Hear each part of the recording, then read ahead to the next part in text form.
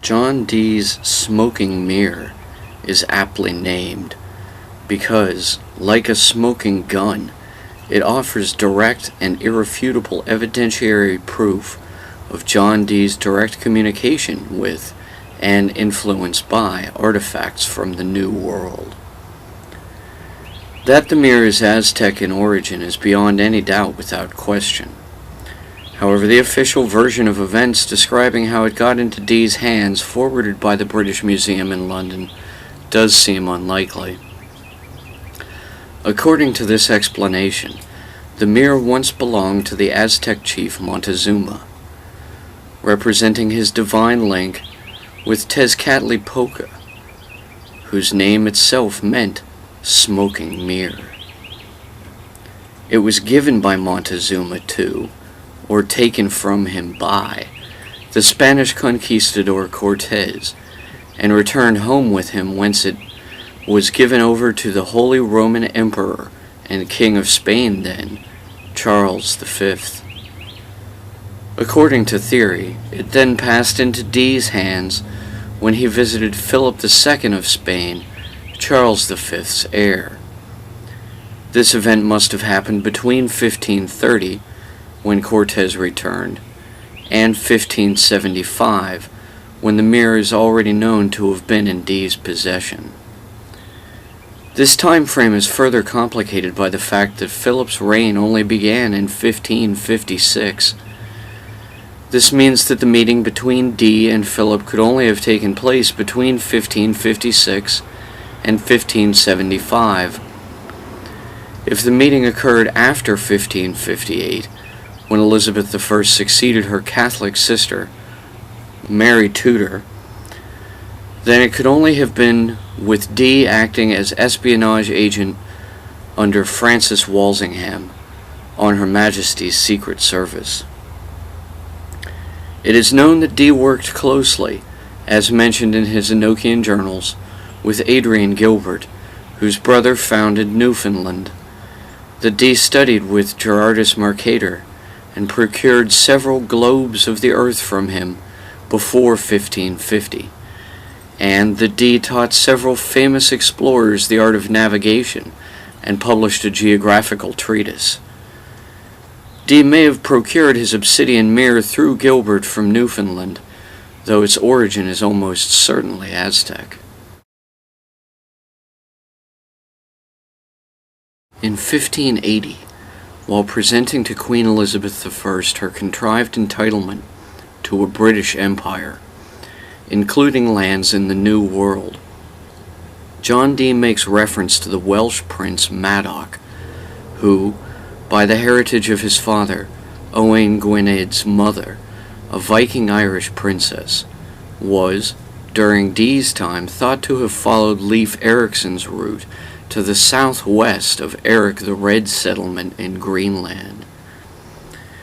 Madoc is said to have taken 10 ships of Welsh to North America, where they fought briefly with the Cherokee, before traveling up the Missouri River, where his people interbred with the native Mandans, who later merged with the Hidatsa. The Cherokee, indigenous to the mid-southeast, had been re-encountered in Dee's era as early as the mid-1500s by the DeSoto expedition. The Cherokee tribe name is derived from the Creek for people of a different speech. The Cherokee language is Iroquois, but differs slightly. In their own language, the Cherokee call themselves the Kitawa, or the people of Kitua, and are called Kitua also by the Algonquins. The Montauks, pharaoh chiefs of the Algonquin and related tribes of the Northeast, had been established at Long Island for 3,000 years before they sold Manhattan Island to the Dutch East Indies Trading Company to establish New Amsterdam in 1625. In 1609, Henry Hudson, searching for a new passage on behalf of the Dutch East Indies Company, explored Delaware Bay and the Hudson River Valley.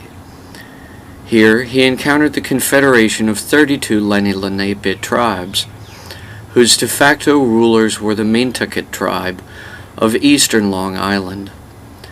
The collected tribes of Long Island, known as the Madoc, were ruled by the four sons of Mangachi, Long Knife, the sachem of the Montauks family. These four were Pagadicat, ruling the Pogatucats, Winandoc, ruling the Montauks, Nawidino, ruling the Shinnecoecks, and Mamowets, ruling the Carcoogs. The Montauks and Shinnecoecks of eastern Long Island spoke an Algonquin dialect similar to the Pequot, Mohegan, Neantic, and Narragansett, while the other Metoac in central and western Rhode Island spoke a dialect similar to the Metabasic and Wappinger.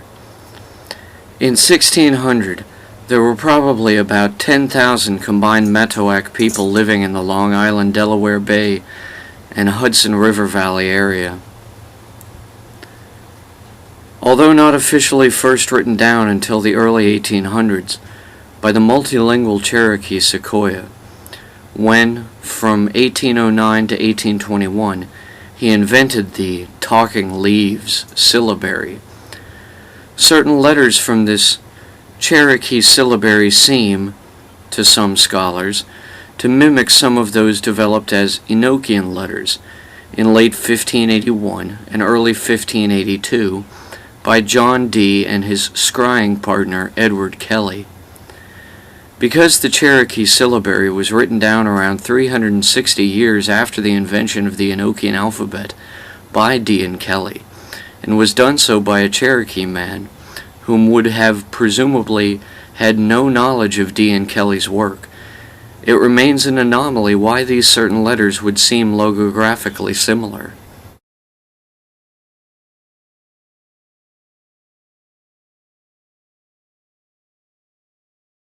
From all depictions of John Dee contrived throughout his lifetime, we can quite clearly see one feature in common marks all as being unique to the man himself, and that is his wandering or strabismic left eye. This condition is called, presently, exotropia, defined as the outward deviation of an eye which may occur while fixating on distant objects, nearby objects, or both. Most exotropia is intermittent. The eye deviation occurs only some of the time. However, it can also be a permanent condition, although in such cases it should not be confused with amblyopia, wherein the deviated eye also has decreased capacity for sight. If symptoms of exotropia occur prior to the age of 6, the brain cells can rematch the double vision this effect produces, and this is called anomalous retinal correspondence. If the deviation occurs intermittently, it can occur either when looking at objects at a distance, 20 feet or more, or when looking at objects close up, 16 inches or closer. If it occurs when looking at distant objects, bifocals may treat the effect cosmetically. However, if the exotropia occurs when looking at objects close up, as was almost certainly true in Dr. D's case, the effect is called convergence insufficiency and can result in diplopia, double vision, headaches, difficulty focusing, dizziness, as well as blurry eyesight. Although strabismus is thought to be caused primarily due to a genetic mutation, it can also come about through injury to the brain. Catalogued as sphere number 5, crystal ball, in Sphaerae, the Oxford newsletter of the Museum of History and Science, Dr. D's 6 centimeter diameter quartz sphere was used as a showstone in his scrying exercises with Edward Kelly. It is not now known if the composition of this crystal ball is alpha quartz, the more common kind, or beta quartz, which has higher symmetry, is less dense, and has a slightly lower specific gravity. However, it is now known alpha quartz can be heated into beta quartz and then cooled back down again into its original state. Dee's orb itself appears to be smoky quartz, a variety of silicate found in Scotland and the Swiss Alps during Dee's lifetime, although he claims in his journals, Action 24, Liber 4, that the showstone was given to him by the angels with whom he communicated. It is known that, in 1552, Dee and Girolamo Cardano met in London and, it is possible, procured Dee's infamous smoking mirror from the Society of the New Art there, operating out of Limehouse in London's East End under Sir Humphrey Gilbert. Although no direct historical record of a brother exists, one Adrian Gilbert, alleged half-brother of Sir Humphrey, is mentioned in Dee's diaries as being a close associate from at least this time on. According to the Limehouse legends of this Society of the New Art, it was formed when Martin Frobisher, inspired by Gilbert's advocation of opening a northwest passage between Europe and North America, sailed to Baffin Island, between Greenland and Canada, from whence he returned with a mysterious black rock, which Frobisher himself, Humphrey, and or Dr. Adrian Gilbert, Lord Burleigh, better known as William Cecil, and the Earl of Leicester, better known as Robert Dudley, then attempted to transmute into gold.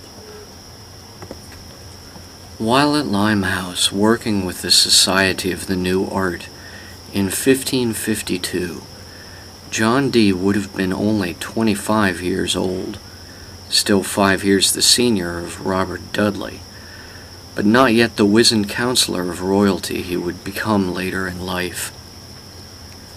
However, since we have no depictions of Dee from prior to this period in his life, we cannot ascertain if his eye condition was inherent from birth or acquired due to injury at some point later on during his life. If the effect occurred due to injury, it should not be ruled out that such could have occurred while attempting to superheat either the quartz sphere, the smoking mirror, or both, at Limehouse on the River Thames. On March 10th, 1582, John Dee sat for their first scrying session with Edward Kelly. Scrying, such as the hydromancy of Nostradamus, the French Catholic seer, and early contemporary to the lifetime of John Dee, was known in Dee's time to be an ancient art, presumably tracing back to an Egyptian magician named Nephates, cognate to the legendary Greek Narcissus. Dee and Kelly's method of scrying was crystal gazing, and focused on Dee's 6-centimeter diameter crystal ball. Beginning with this first sitting in 1582, Dee and Kelly established what has come to be known since as Enochian Magick. It should be strongly noted by any modern practitioner of Enochian Magick that there are, in fact, two distinct and separate forms of it developed by Dee and Kelly. The first is the so-called Binorum, or heptarchical system, and this form is what Dee and Kelly used to derive the second, properly Enochian, system of sigils, watchtowers, airs, evocations, etc. While modern practice preserves much of the latter, it seems to see no further use in study of the Benorum method for deriving the properly Enochian system. The method Dee and Kelly used to communicate with the angels, which Kelly had, at first, seen easily enough through Dee's showstone alone, ultimately involved 7 specific ritual implements. 1. The sacred showstone itself. 2. The table of practice, made of sweetwood or laurel, having 4 legs and a square top. 3. The 7 ensigns of creation, an encrypted form of Dee's Benorum. 4. The Sigillium Dei meth, engraved on perfect wax, 9 inches in diameter and 1.5 inches thick, as well as on 4 smaller engraved wax seals to be placed beneath the feet of the table of practice. 5. 49 seals of the Benorum princes, placed beneath the feet of the operators. 6. An Enochian ring of Solomon, engraved with the name Pele, to be worn by Dee. And finally, 7. The second, or Holy Layman, an as of yet undeciphered array of Enochian letters. Dee and Kelly seem to have, wittingly or not, created the Benorum or heptarchical system as a form of double blind to reduce noise and filter out inaccuracies in the scrying process.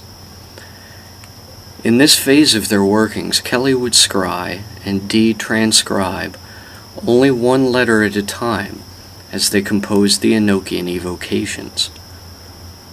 The 7 ensigns of creation were placed on top of the table of practice, and the 49 seals of the Benorum princes were placed beneath the scryer's feet. Each letter location on the 7 ensigns related to one of the 49 seals of the Benorum princes, and each of these 49 seals related, in turn, to one of 49 more ministers, each with its own combination of 7 letters, all in such a manner that, by Kelly identifying 1 letter location on the 7 ensigns, Dee could cross-reference this to a specific letter among the names of the Benorum ministers, and thus each letter, one by one, was spelt out in the Enochian language through them. Following this method, Dee and Kelly composed 18 evocations, and a single final evocation to the 30 Enochian heirs, and together compiled these as the 48 angelic keys. These, included along with an oration to God to be spoken 3 times a day, composed by Dee, a brief invocation to the Benorum princes, and an abbreviated tablature of which Benorum prince is to be venerated on what day of the week, etc., comprised the entirety of the ritual work intended for the properly Enochian section derived by Dee and Kelly, employing the Benorum as a double-blind method. Using the first 18 keys, with the substitution of each of 91 names called by Dee the parts of the earth imposed by God, and the key of the 30 heirs, Dee and Kelly drafted the 4 watchtowers of 156 square cells each, 12 vertical by 13 horizontal, and placed the parts of earth imposed by God each a 7-letter name, as sigils connecting letters in each of these more than 624 total cells. According to this method, the 30 heirs, each containing 3 such 7-letter sigils, overlap the 4 watchtowers, such that each sigil on the surface of each watchtower could occupy multiple levels on the spherical model of the 30 heirs. However, whether all of this was, as Dee claimed, divinely inspired, or whether Dee was simply insane, is a matter of ongoing historical dispute, and since with each passing second we get further away from his time period, we are perpetually receding from discovering the truth of this matter. If Dee's work was divinely inspired, one would expect it to have flawless internal consistency and perfect interior continuity. But as any student of Dee's system knows, it does not. The 91 parts of the earth contain some letters in names that fall in the black cross section between the 4 watchtowers, and thus are off the map of their 12 by 13 cells. One other 7-letter name, sigil, Lax Dizzy, appears on this map, but perhaps because it is a proximal duplicate for another name, Las Dixie, is excluded by Dee from all his lists of these 91, which are, in fact, thus actually 92. The lowest heir, Tex, has 4 parts of the earth associated with it, while the remaining 29 heirs have 3 each. Many anomalies such as these persist throughout the Enochian material generated by Dee and Kelly, and the real purpose and use for this entire system of magic remains undeciphered to this day. Ultimately, not only is Dee's derivation of the Enochian magic system an anomaly, but so is everything else about this system of magic as well, including, if any, its originally intended function.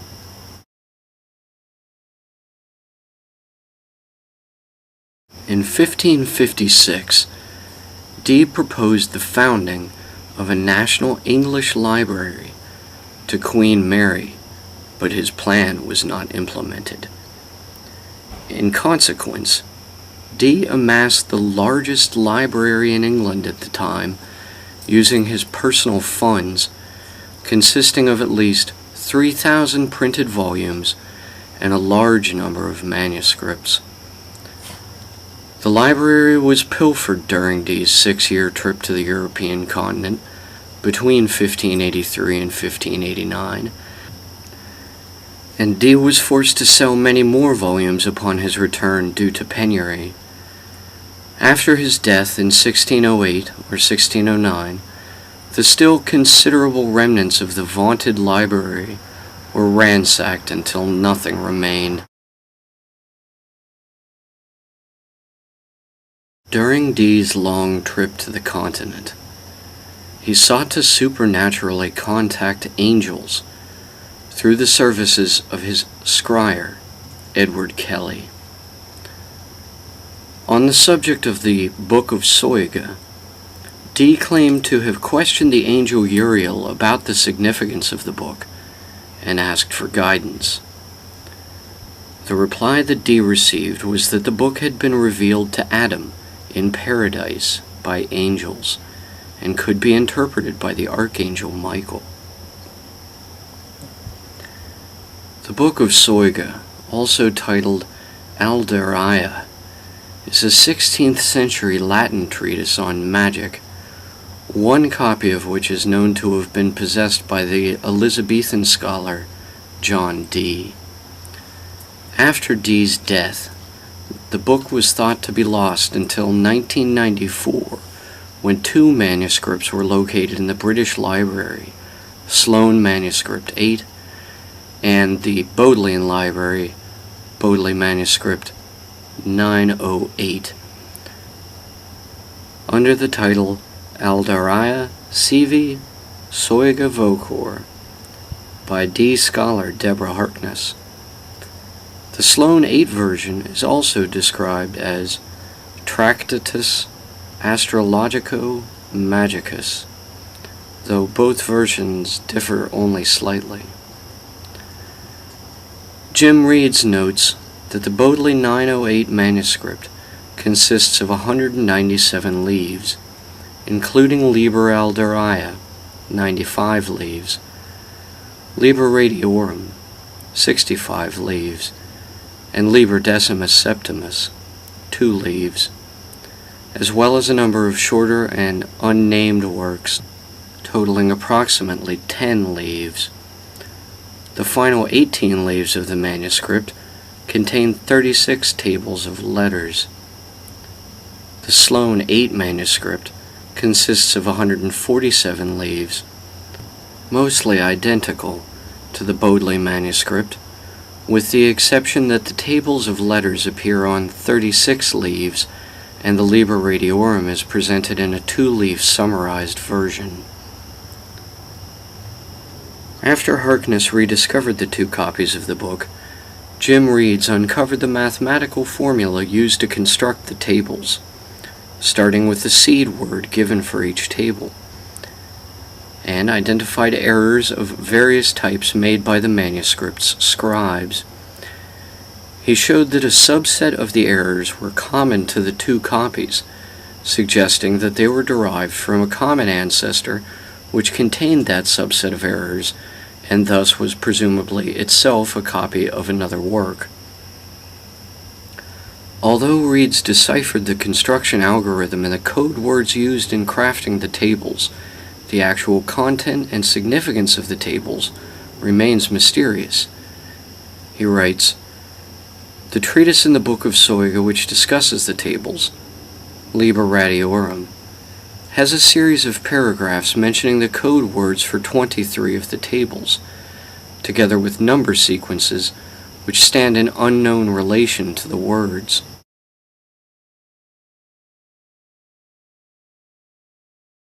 In cryptography, a Caesar cipher, also known as Caesar's cipher, the shift cipher, Caesar's code, or Caesar shift, is one of the simplest and most widely known encryption techniques. It is a type of substitution cipher in which each letter in the plain text is replaced by a letter some fixed number of positions down the alphabet. For example, with a left shift of 3, D would be replaced by A, E would become B, and so on. The method is named after Julius Caesar, who used it in his private correspondence. A construction of 2 rotating disks with the Caesar cipher can be used to encrypt or decrypt the code. Caesar's cipher is a simple substitution based on the sliding of a single ordinary alphabet with fixed key. Once the equivalent of a letter is discovered, all the equivalent cipher letters are known. With the Alberti cipher disk, there are 2 mixed alphabets, and the key varies continuously during encryption. Therefore, the discovery of a single letter does not permit further progress. Frequency analysis is also impossible because the same letter is always enciphered differently. The Vigenère cipher is based on a single, ordinary alphabet like that of Caesar, and is easily solved after discovering its fixed period by means of the Cacique exam. This is not possible with Alberti. The Alberti cipher disk, also called formula, is a cipher disk which was described by Leon Battista Alberti in his treatise De Cifris of 1467. The device embodies the first example of a polyalphabetic substitution with mixed alphabets and variable period, and is made up of 2 concentric disks. The larger one is called stabilis, stationary or fixed. The smaller one is called mobilis, movable. The circumference of each disc is divided into 24 equal cells. The outer ring contains one uppercase alphabet for plain text, and the inner ring has a lowercase mixed alphabet for ciphertext. The outer ring also includes the numbers 1 to 4 for the super-encipherment of a codebook containing 336 phrases with assigned numerical values. In cryptography, the tabula recta is a square table of alphabets, each row of which is made by shifting the previous one to the left. The term was invented by the German author and monk Johann Trithemius in 1508 and used in his book Polygraphia, which is credited with being the first published book on cryptology. Trithemius used the tabula recta to define a polyalphabetic cipher, which was equivalent to Leon Battista Alberti's cipher disk, except that the alphabets are not mixed. The tabula recta is often referred to in discussing pre-computer ciphers, including the Vigenère cipher and Blaise de Vigenère's less well-known O.T.O key cipher. All polyalphabetic ciphers based on Caesar ciphers can be described in terms of the tabula recta. It uses a letter square with the 26 letters of the alphabet following 26 rows of additional letters, each shifted once to the left. This creates 26 different Caesar ciphers. This method removes the letter frequencies from the ciphertext, making it appear as a random string or block of data. However, if a person is aware that this method is being used, it becomes easy to break. The cipher is vulnerable to attack because it lacks a key, which is said to break Kirchhoff's principle, a rule of cryptology. In 1550, Girolamo Cardano, 1501 to 1576, known in French as Jérôme Cardin, proposed a simple grid for writing hidden messages. He intended to cloak his messages inside an ordinary letter, so that the whole would not appear to be a cipher at all. Such a disguised message is considered to be an example of steganography, which is a sub-branch of general cryptography. But the name Cardin was applied to grills that may not have been Cardin's invention, and so Cardin is a generic name for cardboard grill ciphers. In cryptography, a one-time pad, OTP, is an encryption technique that cannot be cracked if used correctly. In this technique, a plain text is paired with a random secret key or pad. Then each bit or character of the plain text is encrypted by combining it with the corresponding bit or character from the pad using modular addition. If the key is truly random, is at least as long as the plain text, is never refused in whole or in part, and is kept completely secret, then the resulting ciphertext will be impossible to decrypt or break.